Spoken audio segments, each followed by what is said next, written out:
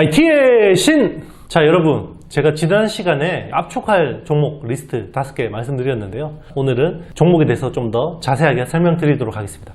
첫 번째 소개드릴 회사는요, 원익 QNC입니다. 세계 1위 쿼츠류 파츠 회사고요.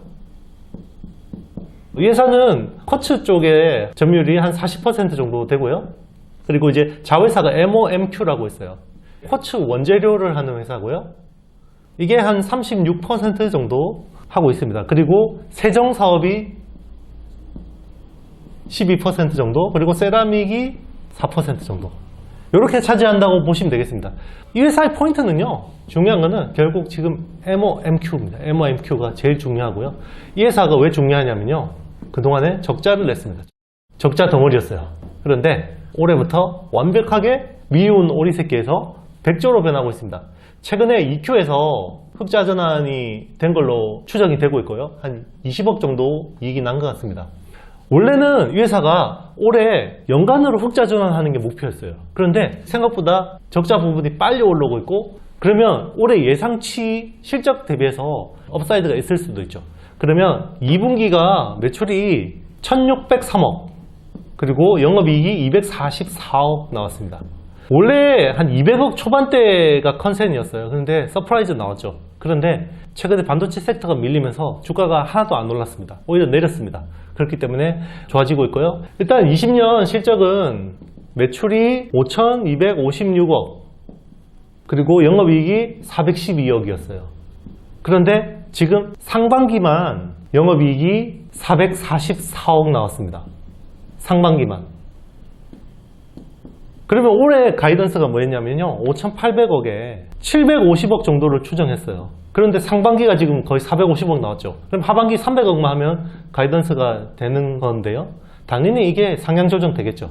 그렇죠? 지금 800억 후반대 정도의 OP를 기대하고 있습니다. 그거는 MOMQ 덕분이고요. 그리고 쿼츠 쪽에서도 기존에는 애프터마켓, 우리 예전 영상 보시면 알겠지만 애프터마켓하고 비포마켓의 차이점 말씀드렸죠.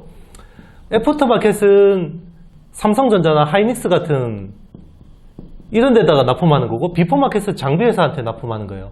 그런데 이 회사는 기존에는 애프터마켓이 더 비중이 많았는데, 비포마켓이 올해부터 비중이 훨씬 더 많아졌습니다. 지금은 한 54%까지 비포마켓 비중이 높아진 걸로 예상이 되고요. 그거는 이제 텔이나 램리서치 같은 회사에 납품하는 파츠가 많아졌기 때문입니다. 그래서 쿼츠 사업 쪽 영업이익률이 20%대를 넘어설 것으로 예상되고 있습니다. 영업이익률이. 그래서 이 회사는 좋아질 것 같습니다. 자, 제가 두 번째로 소개해드릴 회사는요, 유니셈입니다. 이 회사는 제가 여러 번 소개를 드렸었는데요. 이 회사는 스크러버, 그리고 칠러, 그리고 유지보수, 뭐 이런 거를 하는 회사입니다. 스크러버가 뭐냐면요, 제일 중요한 게 스크러버인데요, 스크러버는 반도체 공정에서 나오는 가스를 정화하는 장비입니다. 왜 그러면 스크러버가 갑자기 핫해졌냐면요, ESG 때문이에요. ESG. 왜냐면 점점 더 이 환경 기준이 타이트해지다 보니까 스크러버를 더 많이 쓰려고 하고 있습니다.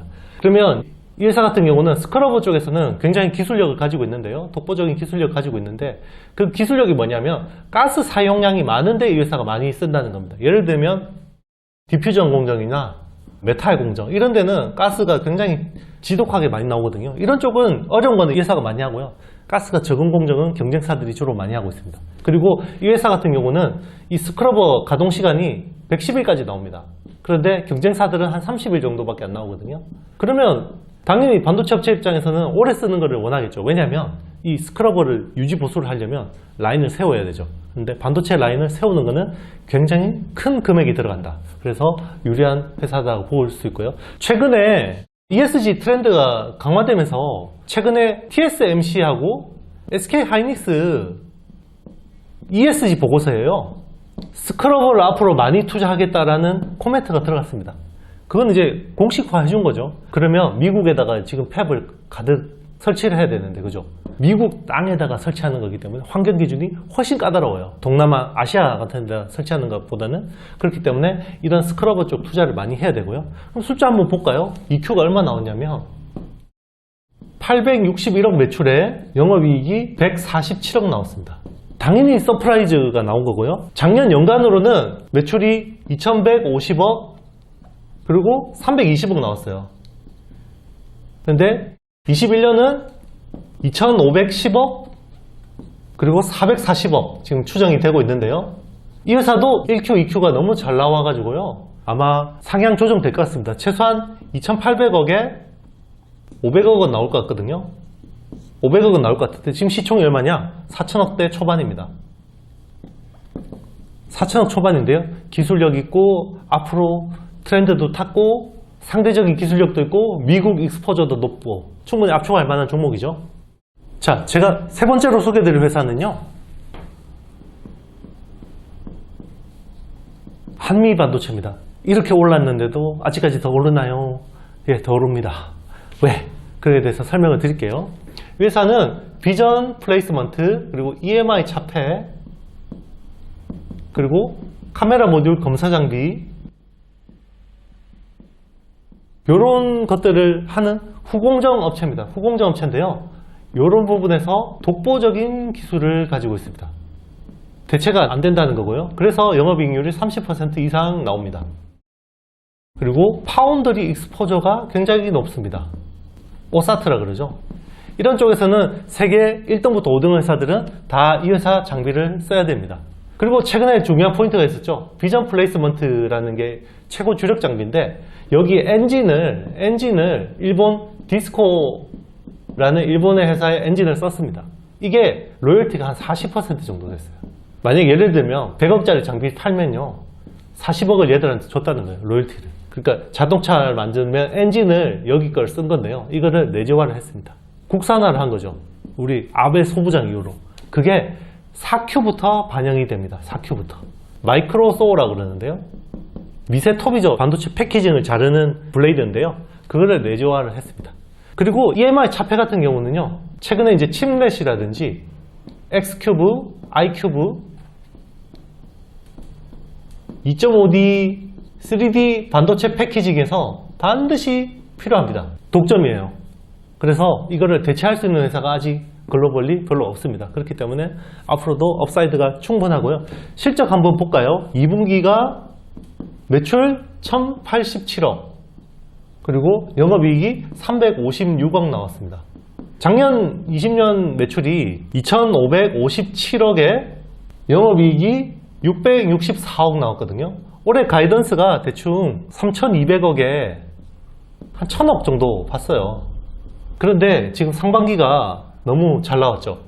1분기가 한 200억 정도 나왔으니까 벌써 상반기만 550억 나왔으니까 그렇기 때문에 당연히 가이던스가 상향 조정될 것 같고요. 그거는 이제 또 주가가 좀 더 올라갈 수 있는 여지들이 있다.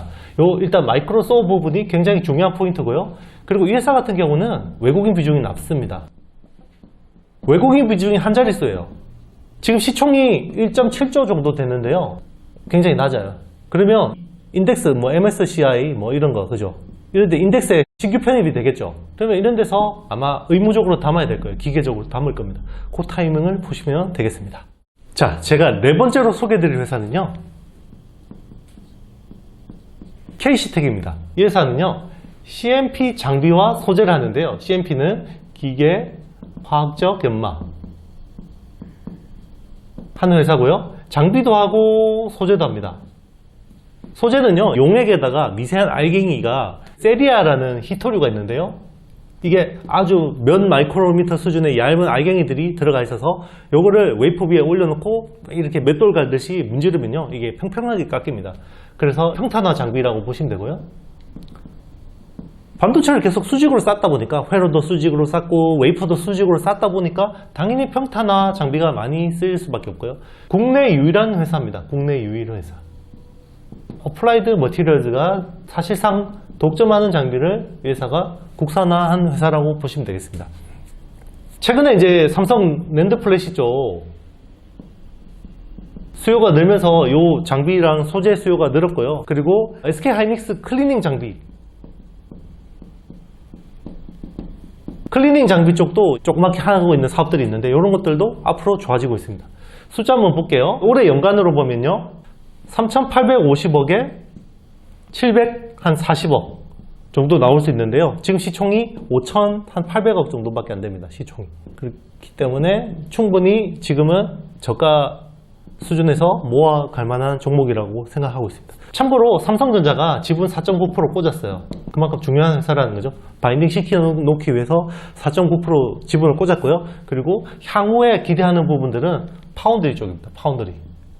파운드리 이제 텅스텐 공정들이 되게 많이 들어가거든요. 여기에 이제 장비, CMP 장비나 소재를 납품하게 되면 굉장히 업사이드가 있을 수 있다. 이런 부분을 말씀드립니다. 자, 제가 마지막으로 말씀드릴 압축할 종목 5번째 회사는요. 놀랍지만 SK 하이닉스입니다. 아우, 이렇게 빠졌는데 다시는 쳐다보기 싫어요. 이런 분들 계실 거예요. 그렇지만 그럴 때가 바닥입니다. 지금 시총이 원래 95조 하다가요. 지금 75조까지 빠졌어요. 이거는 PBR이라고 그러죠. 장부상 가치가 1배 수준까지 왔습니다. 보통 하이닉스가 락바텀이라고 그러죠. 최바닥을 찍었을 때가 보통 PBR 1배 정도 수준까지 왔을 때가 최바닥인 경우가 많았습니다. 딱 지금 10만 원이 거의 PBR 1배 수준이고요. 지금은 담으면 다음 사이클까지 기다려도 저는 나쁘지 않다고 보고 있습니다.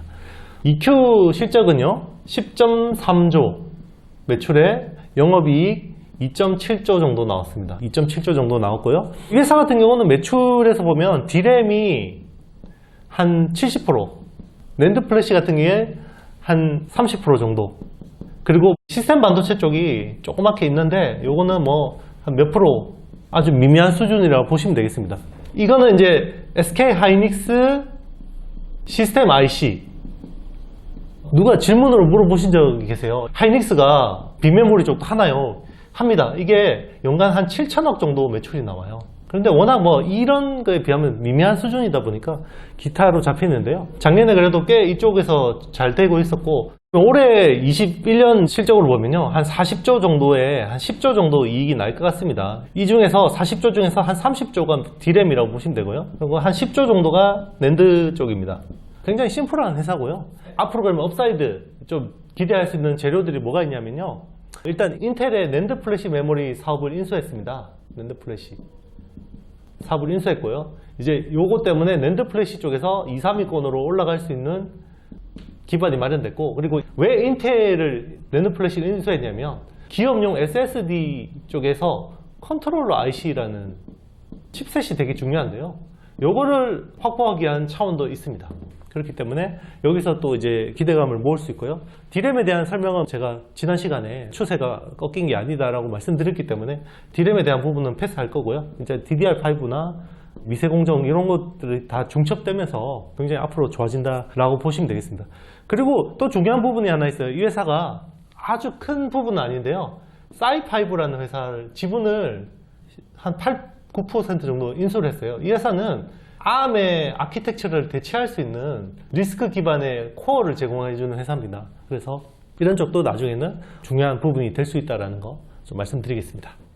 자, 여러분, 즐거운 Q&A 시간입니다. 우리 지난주에 PSK가 랩리서치하고 이제 특허 소송 이슈 때문에 이제 한번 출렁했는데요, 주가가. 이걸 또 어떻게 보느냐라고 이제 많이 물어보셔가지고요. 제가 좀 장문에 댓글을 하나 달긴 달았는데요. 그거 못 보신 분들 위해서 좀 설명을 드리겠습니다. 일단은 PSK라는 회사는 PR 스트립 세계 1위인 회사입니다. 그러니까 주력 장비는 PR 스트립 쪽이란 말이죠. 그런데 베벨 엣치라는 거를 하려고 했는데 이게 랩리서치가 독점하는 장비예요. 연간 한 3천억 정도 시장됩니다. 그러니까 굉장히 비싸게 팔았겠죠. 요거를 이제 국산화를 했는데 요게 특허를 침해했다라고 해서 소송을 건 것도 아니고요. 소송 아닙니다. 소송 아니고요. 내용 증명을 보냈다라는 겁니다. 요게 이제 팩트인 것 같아요. 김현장을 통해서. 그러면 모든 회사가 마찬가지예요. B2B 쪽에서 예를 들면 SIC 링 쪽에서도 TCK가 독점하고 있었잖아요. 그죠? 그러니까 이제 뭐 하나머티리얼즈나 KNJ가 진출했는데 당연히 특허 소송 걸었어요. 거기는 특허 소송까지 갔습니다. 특허 소송 했는데요. 일부 무효 판결이 났습니다.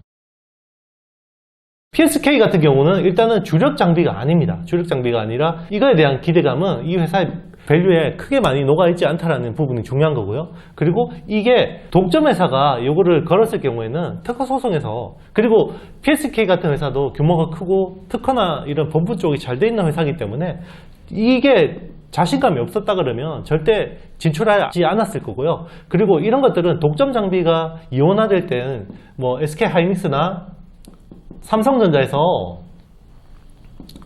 특허에 대한 리포트를 굉장히 세게 합니다.